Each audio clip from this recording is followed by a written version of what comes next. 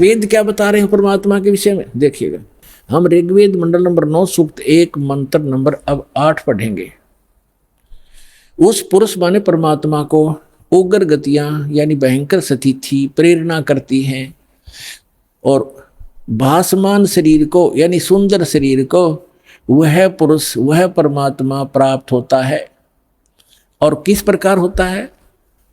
अब यहां लिखा है कि जिसमें उस शरीर वो परमात्मा 3 प्रकार से दूसरों का वारण यानी कल्याण करने के लिए मधुमेह शरीर मिलता है उस परमात्मा को। वो परमात्मा ये समझो 3 प्रकार दूसरों का पालन करने के लिए, धारण पोषण करने के लिए, कल्याण करने के लिए 3 प्रकार का शरीर धारण करते हैं। 3 प्रकार से। एक प्रकार का तो आपको बता दिया कि परमात्मा ऊपर रहते हैं, वहाँ उनके शरीर की शोभा मनुष्य सदृश है, राजा के समान दिखाई देते हैं, सिर पे मुकुट है, छत्र है और तख्त पर बैठे हैं सिंहासन पर। और उनके एक रोमकूप में करोड़ सूर्य करोड़ चंद्रमा मिला दे ऐसी रोशनी है उस परमात्मा के एक रोमकूप की। बाकी शरीर की कितनी होगी अंदाजा लगाया जा सकता है। और फिर वो परमात्मा दूसरी स्थिति में जब आता है, एक नवजात शिशु का रूप धारण करता है, तो दूसरी स्थिति बताई जा रही है। देखिएगा ऋग्वेद मंडल नंबर 9 सूक्त 1 मंत्र अब 9 पढ़ेंगे हम। ये 9वां है।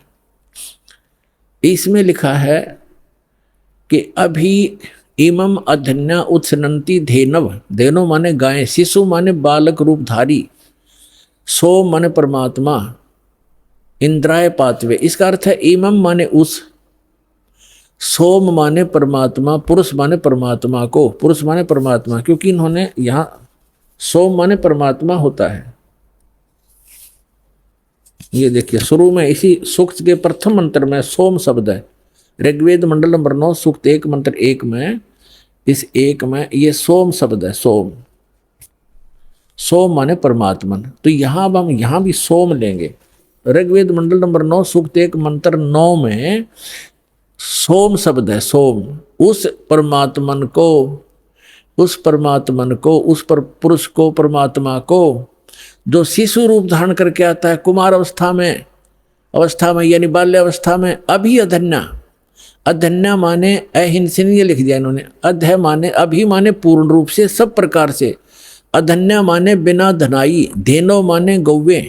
हमारे यहाँ क्षेत्र में हरियाणा के अंदर जो गायें नए दूध नहीं होती, गर्भ धारण नहीं किया जिसने, उसको ये कहते हैं ये बिना धनाई है अधन्या। क्योंकि ये कुछ शब्द हमारी लैंग्वेज में संस्कृत के, कुछ पंजाबी के, कुछ वैसे अन्य भाषाओं का भी समावेश है।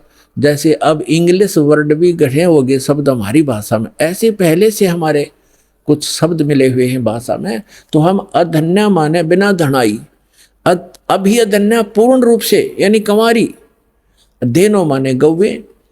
उस परमात्मा की जो शिशु रूप धारण करके जब आता है, उनके परवरिश की लीला कंवारी गायों के द्वारा होती है, ये वेद बताते हैं।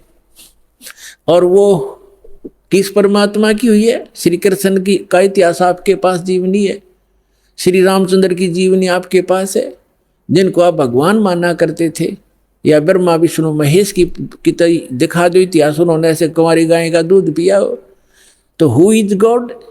Kabir is God. और कौन कबीर? जो काशी में आए थे, धानक दुल्हा।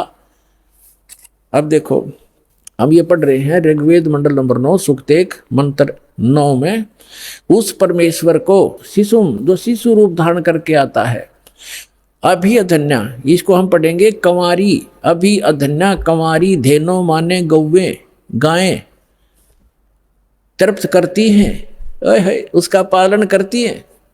पालन की लीला कंवारी गायों के द्वारा होती है। और ये किस परमात्मा की हुई? कबीर गौड की। आपको कबीर सागर से प्रमाणित कर दिया था। और जिन महापुरुषों ने परमात्मा मिले और सचखंड लेकर गए, जिनको परमात्मा मिला, उनमें कौन कौन है? आदरणीय धर्मदास साहिब जी, आदरणीय मुलुकदास साहिब जी, आदरणीय नानक साहिब जी, आदरणीय दादू साहिब जी, आदरणीय गरीबदास साहिब जी, गांव छुड़ानी जिला झज्जर हरियाणा वाले, आदरणीय श्री गीसा दास साहिब जी, गांव खेखड़ा जिला मेरठ उत्तर प्रदेश वाले, और आदरणीय स्वामी रामानंद जी जो ब्राह्मण थे, 104 वर्ष के हो गए थे, परमात्मा उसमें 5 वर्ष के थे, 99 वर्ष की एज के अंदर डिफरेंस था। कबीर साहब 4 वर्ष की लीला में शरीर में थे जब शिशु रूप धारण करके प्रकट हुए थी, और 104 वर्ष के उस विद्वान पुरुष के छक्के छुड़ा दिए परमात्मा ने ज्ञान के अंदर। तब उसने कहा था कि मैं जब मानूंगा, मैं अंदर समाधि लगाता हूँ, मैं समाधि में आपके दर्शन कर लूँ। तो परमात्मा ने समाधि लगवाई उसकी, फिर लेके गए ऊपर सचखंड में। वो वहाँ देखा वास्तविक एक काल ने धोखा देने के लिए यहाँ पर स्वर्ग बना रखे और यहाँ की 4 मुक्तियां बता रखी हैं। चारों मुक्ति का भी समय सीमित है। ब्रह्मलोक में गए हुए प्राणी भी वापस जन्म मृत्यु में आते हैं